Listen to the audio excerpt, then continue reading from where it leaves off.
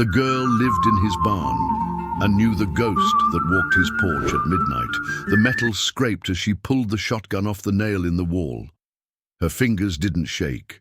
She stood in the barn doorway, barefoot in the dirt, pointing it. Straight at his chest. Lyle Monroe didn't move. Dust hung in the air between them. His mouth opened once, closed. He didn't blink.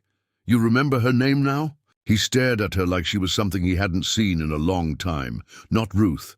Something else. I asked you a question. He said nothing. The light above flickered, then steadied.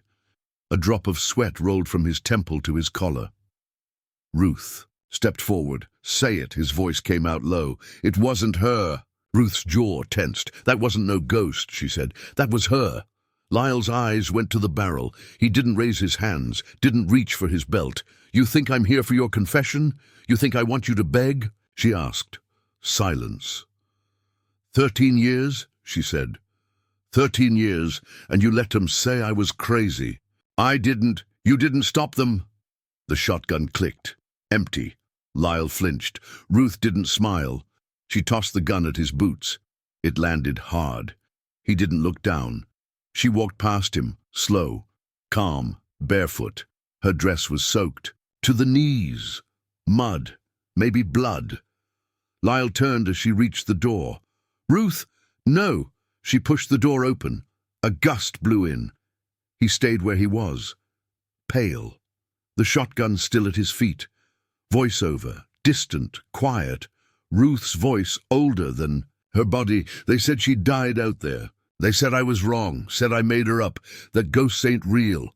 But I know what I saw, I know what I felt, and I ain't never been wrong. Wind groaned through the rafters. The barn creaked like it remembered something. Outside, the porch. Light flickered. Ruth stepped into it calm. She climbed the stairs of the sheriff's house like she'd done it 1,000 times. He didn't follow. Just stood in the dark barn, his hands still empty, his face the color of ash. The kitchen light buzzed faint above her head. Ruth stepped in without knocking. Her feet left muddy prints on the worn tile. Lyle followed, but didn't speak. House smelled like old grease and coffee. The clock ticked. A glass of water sat on the counter half full. Dishes in the sink looked like they'd been there 3 days. She stood still for a second, like she was waiting for something to call. Her name, you see her too? She asked. Lyle didn't answer. He stood near the doorway, arms crossed, jaw tight. She walks out there every night, Ruth said, eyes still on the water. You pretend she don't. She's dead. She ain't. Not all the way. I buried her. You buried bones. Not her. Lyle's fingers twitched. You don't know what you're saying. Ruth turned to him. I was there. You were a child. She screamed. He looked away. You heard it, she said. I heard thunder. There wasn't thunder. He moved toward the sink, like that would make her vanish. She didn't. She had a blue ribbon in her hair, Ruth said, tied twice, just like Mama did mine. Lyle kept his back to her. You know what happens to a girl when men start whispering? When she won't shut up about a barn fire in the storm and a sheriff's brother who locked the door? He turned slowly. His face looked older than it. Had in the barn. She was lost, he said. She was taken. You think I let it happen? I think you let it stay buried. He looked at her feet. They were red, raw. Jesus, Ruth. They bled last time, too, when I ran out the back. His voice softened. You remember that? Every nail, every board. She stepped toward the back door. There's still a piece of Mama's. Dress under the floor. You never pulled it up. Ruth opened the door. Wind rushed in. The porch groaned. Somewhere outside, something moved. A shadow crossed the far edge. Lyle flinched. Ruth didn't. She's waiting, she said. You just don't want to see her. The porch creaked again. Ruth didn't move. Lyle stood behind her, breath caught somewhere in his chest. The wind slowed. Something stepped out from the dark. A girl, young, barefoot, skin pale like damp wood. Her dress was burnt at the edges, one side darker, scorched. She didn't speak, just stood at the edge of the porch, where the shadow hit the boards. Her hair moved even though the air was still. "She's not haunting you," Ruth said quietly. "She's haunting me," Lyle whispered. "Is that—" "Don't say her name." The girl didn't blink. She stared at Lyle. Ruth stepped forward, jaw tight. "Don't look at him," Ruth said, voice low. "Look at me." The girl's head turned, slow. Her eyes weren't white, just empty. Lyle's voice cracked. "I thought it was a coyote. For years. I told myself it was. You knew it wasn't. I thought maybe. I hoped it was just noise. You hoped she stayed buried." Lyle rubbed his face like it would scrub something away.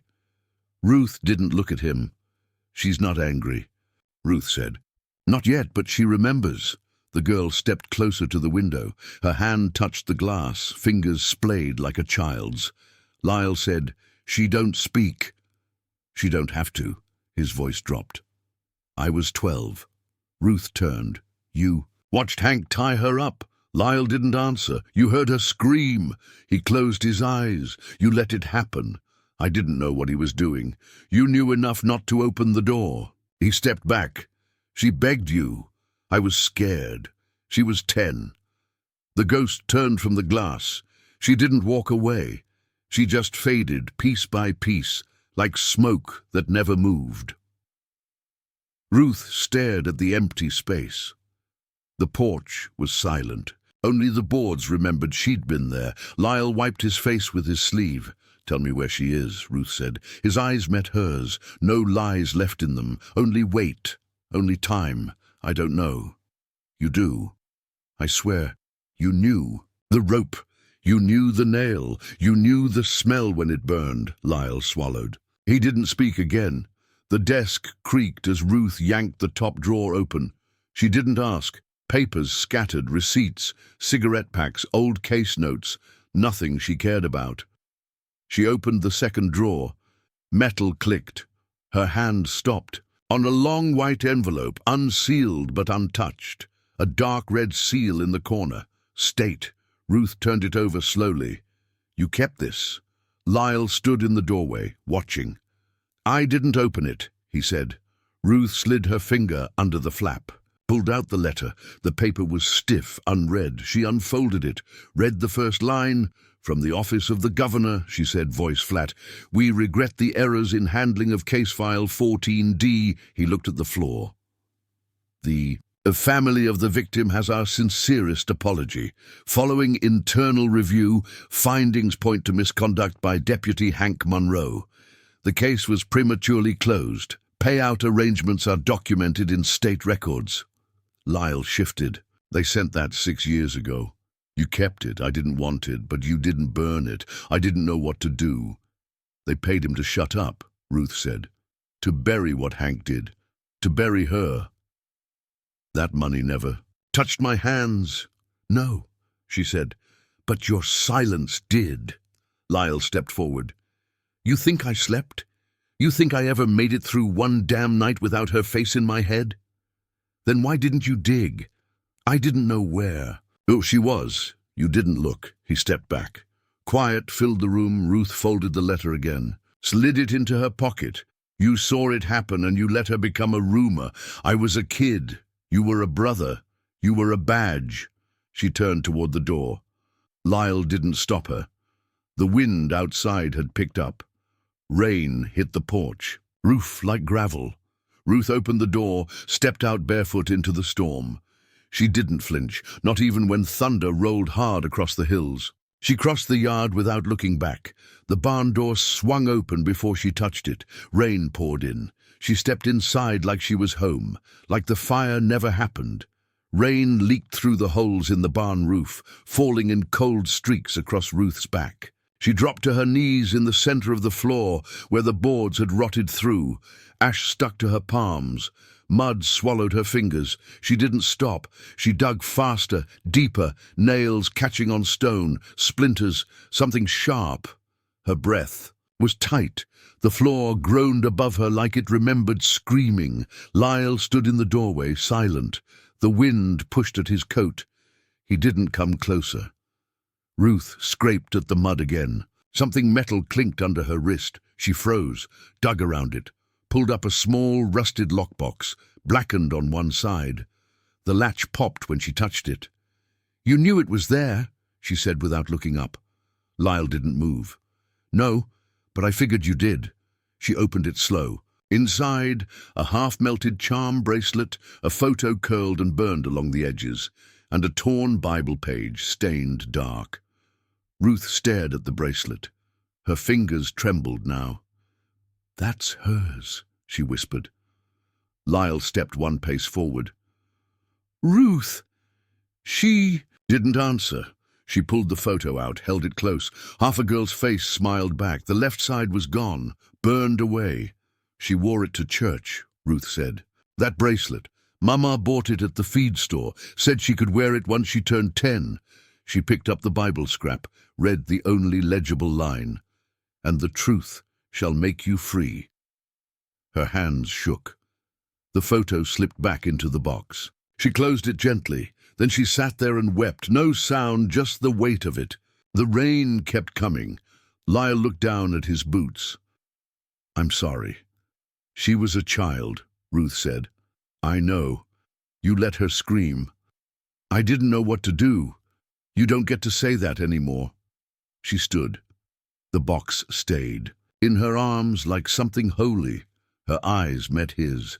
"You remember this place now?" "I never forgot it." She stepped past him. Rain hit her face hard. She didn't wipe it away. She crossed the yard, slow, barefoot, holding the box like a casket. The ghost waited at the well, watching, still. The rain had slowed, but the dirt still sucked at their boots. Ruth stood at the edge of the well, box in her arms, water dripping from her hem. Lyle stood beside her, silent. The stone rim was slick, old. Moss clung to the cracks. The ghost was behind them, still as the tree line. She didn't speak. She didn't move. Ruth looked down into the dark. "You don't bury people in wells unless you're scared of what they'll say." Lyle kept his eyes on the ground. "I don't know what's down there." "She does," he looked up. The girl ghost hadn't blinked. "She's not pointing," he said. "She doesn't need to. You sure?" Ruth knelt, set the box beside her, took the flashlight from her coat pocket, turned it on. Its beam cut through the dark, thin and weak. She lowered it into the well slowly, arms steady. It hit something wet.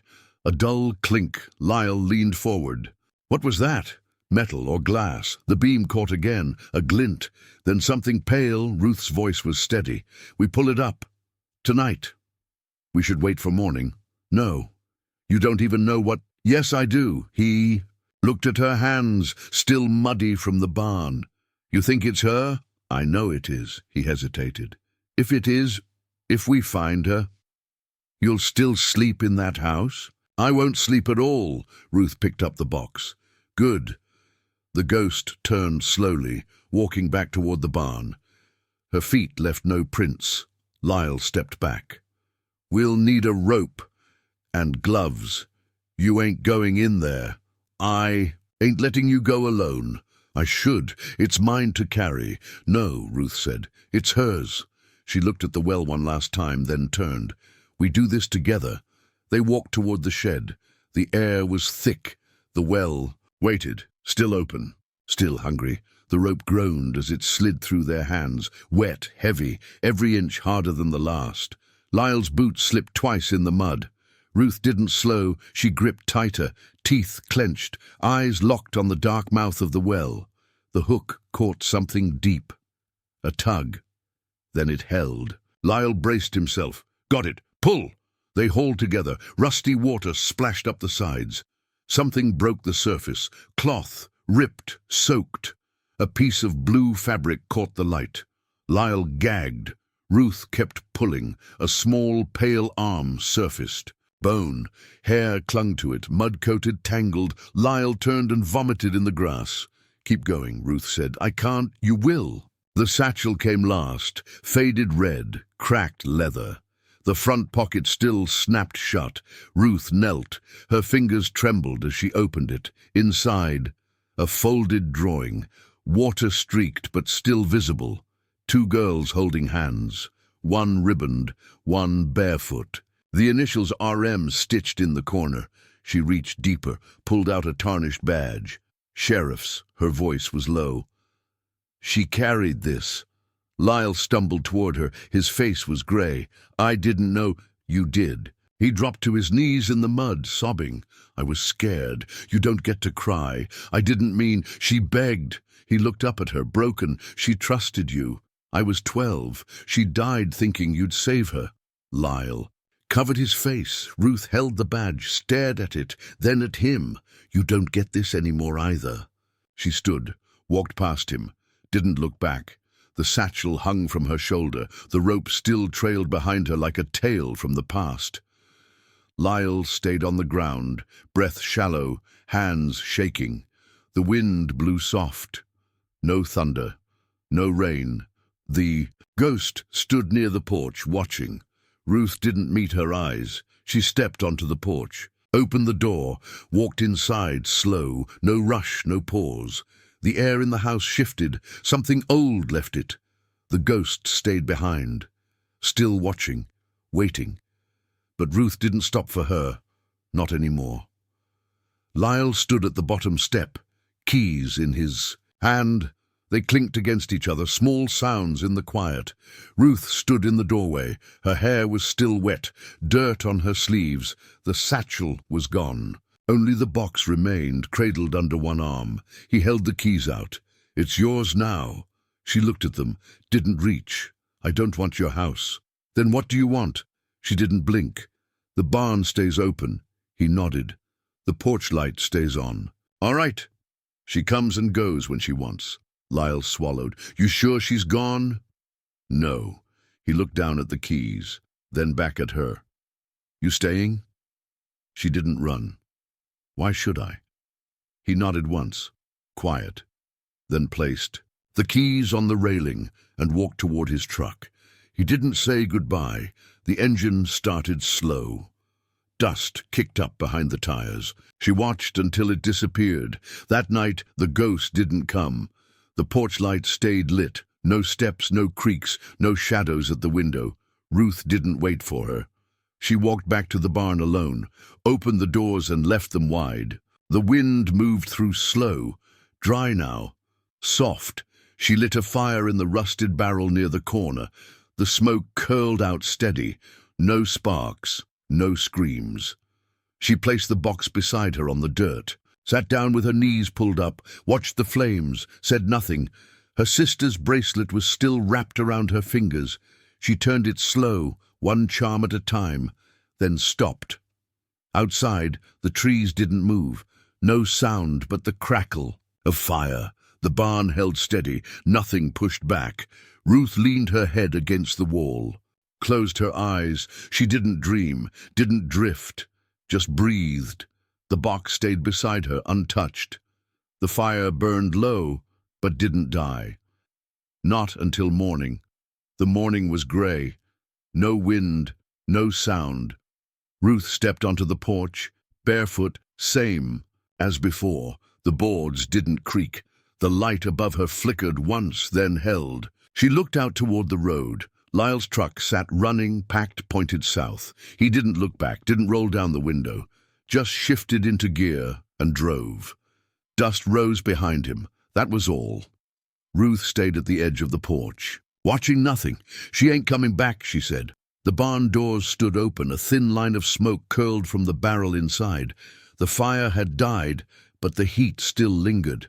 She's not gone. Ruth raised her wrist. The bracelet shimmered. In the light, one charm missing, the others dulled, scraped from time. She's me now. The satchel hung on a nail inside the barn. Her sister's drawing pinned to the wall beside it. Two girls, smiling, one ribboned, one barefoot. Ruth didn't cry. She stepped off the porch slow, walked to the barn, didn't pause at the threshold. The floor was dry. The space felt different. Not clean, not cursed, just lived in. She hung the lantern on the nail, twisted the flame low. Sat by the barrel again, same spot, same box. Her fingers touched the lid. She didn't open it. No shadows moved behind her. No footsteps across gravel. No whisper at the back of her neck. Outside, the porch light burned soft. She stood, walked, back across the yard, each step steady. She reached the switch near the door. She looked once to the barn, once to the well, once to the empty road. Then she flipped the porch light off. Darkness came easy. No protest. She didn't turn around. Voice, steady, final. You don't bury ghosts. She stepped inside. You outlive them.